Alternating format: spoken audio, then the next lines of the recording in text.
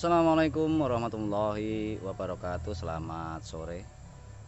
Salam sejahtera bagi kita semua. Semoga sahabat semua selalu dilimpahi rezekinya oleh Allah Subhanahu wa taala. Amin amin ya rabbal alamin ya.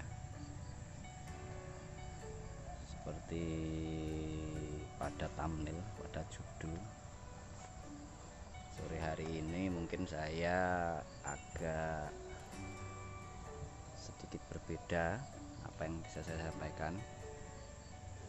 Ini untuk mengisi waktu-waktu luang yang berkaitan dengan tutorial penanaman, perawatan ya, dan hitung-hitungan atau analisa dari berkebun alpukat. Sore hari ini saya ingin membagikan sebuah pengalaman hidup ya. Dan semoga apa yang saya bagikan sore hari ini dapat menjadi motivasi, dapat menjadi inspirasi bagi sahabat-sahabat semua yang selalu setia ya, mengikuti segala sesuatu yang coba saya bagikan, yang coba saya sampaikan pada setiap video gitu ya. Sekali lagi, tujuan saya membuatkan video sore hari ini bukan bermaksud pamer atau yang sejenisnya ya. Jadi pure ya, apa yang saya sampaikan ini semoga sekali lagi memberikan satu motivasi kepada sahabat semua ya. Karena saya yakin ya, penonton setia ini tidak hanya melulu ya, tidak hanya melulu membidangi masalah alpukat ya. Jadi mungkin mencari referensi, mencari sumber-sumber pengetahuan yang mungkin coba diaplikasikan di hal yang lain atau hal yang berbeda gitu ya. Untuk itu semoga video yang saya buat sore hari ini sekali lagi memberikan motivasi, inspirasi ya bagi sahabat-sahabat semua ya. Jadi sebetulnya saya bergerak atau membidangi masalah alpukat ini ya lebih dari 5 tahun ya. Lebih dari 5 tahun, akan tetapi dalam kurun waktu yang sudah berjalan itu terus terang ya saya bertindak sebagai pegawai ya gitu, pegawai di sebuah tempat usaha, di sebuah bos ya, tempatnya bos. Saya bekerja itu ya membidangi tentang budidaya tanaman, baik itu alpukat, durian, dan yang lain sebagainya yang berkaitan dengan tanaman ya. Dan memang lebih fokus kepada alpukat. Nah, saya memisahkan diri atau kalau bahasa orang kantoran resign. Apa ini orang kampung aja baca bahasa resign ya. Saya berhentilah gitu ya, berhenti dengan kemauan sendiri untuk saya terjun langsung ya, dengan segala pengetahuan yang saya punya dari bos itu lalu saya kembangkan di lapangan. Yang memang dari awal dulu ya, saya memang anak petani ya. Jadi membidangi tentang pemeliharaan bibit terutama itu bukan sesuatu yang baru ya. Jadi memang sudah berlatar belakang petani, jadi tinggal pengembangan saja ya. Dulu awal mula tahun 2000-an itu saya sudah bercocok tanam ya, tetapi cabai, tomat, mentimun, gambas gitu-gitu ya, sayur-sayuran lah ya. Nah, sudah beberapa waktu setelah itu lalu membidangi atau bekerja pada tempat tempat bos itu yang notabene bergelut dalam dunia tanaman, khususnya tanaman buah gitu ya. Nah, sore hari ini apa yang bisa saya bagikan? Dari 2 tahun yang lalu itu dengan modal yang sangat terbatas ya, modal 6.250.000, saya ingat betul modal itu ya, karena ya itu sisa gaji, sisa ngumpulkan uang ya. dan ada sisa juga. Jadi modal saya itu selain itu ya angka itu mungkin sebagian juga menjual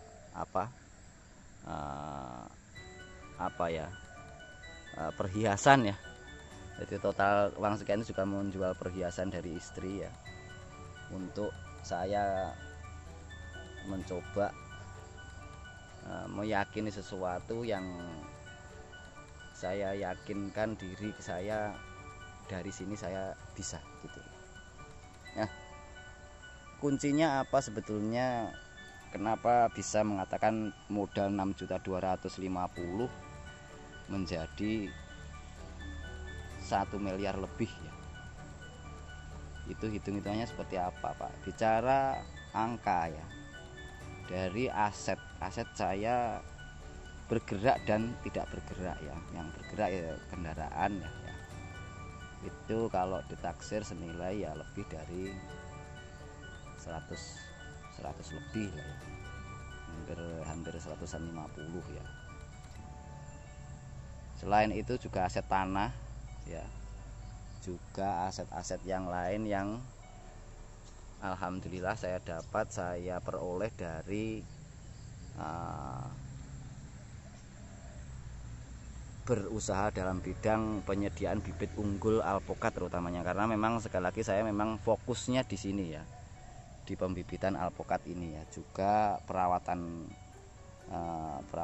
alpokat di kebun, penanaman, dan konsultasi lain ya yang berkaitan dengan masalah alpokat gitu ya.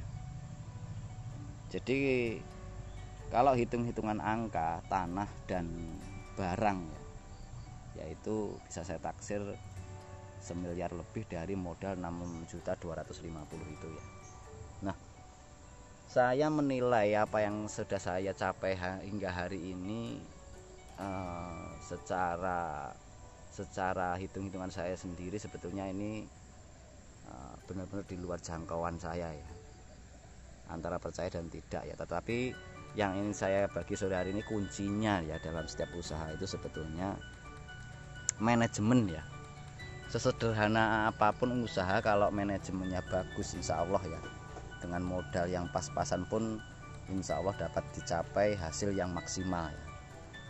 Modal minimal hasil maksimal, nah, itu benar-benar sesuatu dambaan setiap semua orang ya. Nah, kuncinya sekali lagi selain manajemen itu pengelolaan keuangan ya. Dalam hal pengelolaan keuangan, saya termotivator dengan salah satu pengusaha di Blitar Raya sini ya. Beliau ini bergerak di bidang usaha ayam telur ya. Beliau pernah mengatakan kalau cuma punya ayam di bawah 20.000 ya, 20.000 ayam, 20 ekor, itu jangan sampai ya telur itu kita pecahkan, kita goreng, kita makan. Kenapa? Hitung-hitungannya kalau itu benar-benar masih harus kita kembalikan lagi kepada permodalan awalnya ya. Nah, itu yang saya tahan betul-betul ya, setahun itu.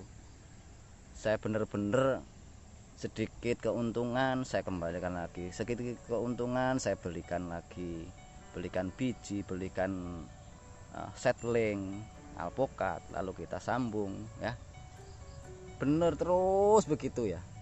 Dan saya berkeyakinan bahwa usaha itu tidak akan mengkhianati hasil, itu penting. Kenapa? Dengan usaha yang keras maka hasil itu mengikuti ya. Jadi jangan kita itu terus sudah dapat keuntungan sedikit, wah sudah makannya serba enak, jalan-jalan kemana dengan siapa, nginep-nginep di hotel, ya sah-sah saja, itu manusiawi kok ya. Namanya punya uang, pengen hidup yang enak, tetapi prinsip dasar saya kalau pengen usaha dengan modal yang sangat limit itu ya. Dan alhamdulillah syukur sampai hari ini saya nggak punya tanggungan di bank ya, bisa dicek gitu. Nah, itu yang benar-benar patut saya syukuri ya. Dan keyakinan saya lah, seminimal mungkin lah jangan melibatkan perbankan dalam usaha ya. Karena sekali lagi kalau kita melibatkan bank itu terus terang pikiran kita itu benar-benar terforsir ya. Kenapa? Mau tidak mau, suka tidak suka, per bulan kita harus menyediakan uang untuk kita berikan kepada pihak perbankan. Nah itu benar-benar menyita. Makanya manajemen keuangan itu sekali lagi ya, kalau kita punya keuntungan sedikit, janganlah dibelanjakan sesuatu yang sifatnya sekunder ya, yang primer aja dulu, jadi pengembangan usahanya dulu ya. Nah selain itu saya menggarisbawahi, selain itu faktor kesuksesan dalam setiap usaha itu yang pertama ya, doa dari orang tua terutama ibu. Jadi itu prinsip dasar setiap kita manusiawi, harus benar-benar ya, segala sesuatu kita memohon doa, meminta restu dari orang tua, insya Allah ya usaha lancar. Nah itu ya. Nah, yang kedua, kita itu dalam setiap punya penghasilan ya, jangan inilah ya, jangan terlalu berhitung ya untuk berbagi ya. Memang tidak selalu ya berbagi itu kita nisbatkan harus uang gitu ya, tapi pikiran, tenaga itu juga bisa menyumbang sih ya. Nah maka dari itu sore hari ini saya ingin membagikan ya, sekali lagi dua faktor penting itu, sekali lagi restu dari orang tua terutama ibu ya, ridhallahi fi ridhal walidain ya. Jadi ridha Allah itu berada di pada orang tua terutama ibu itu ya. Keyakinan umum setiap muslim ya. Ya yakin agama-agama yang punya prinsip yang hampir sama, yang intinya menghormati orang tua, meminta doa restu orang tua itu sangat-sangat dianjurkan pada setiap agama yang dipeluk masing-masing. Nah itu sore hari ini apa yang bisa saya bagikan, semoga ini sekali lagi memotivasi, memberikan satu inspirasi. Jangan patah arah, jangan patah semangat ya. Nah, pasti ada jatuh bangunnya setiap usaha itu ya. Yang penting selalu kita sandarkan segala sesuatu itu kepada Allah Tuhan Yang Maha Esa. Itu kuncinya ya. Sekali lagi pengelolaan uang, doa dari orang tua itu betul-betul harus kita utamakan dalam setiap usaha yang kita geluti. Semoga ini menginspirasi. Semoga sahabat-sahabat semua selalu dilimpah rezekinya oleh Allah Subhanahu wa taala. Assalamualaikum warahmatullahi wabarakatuh.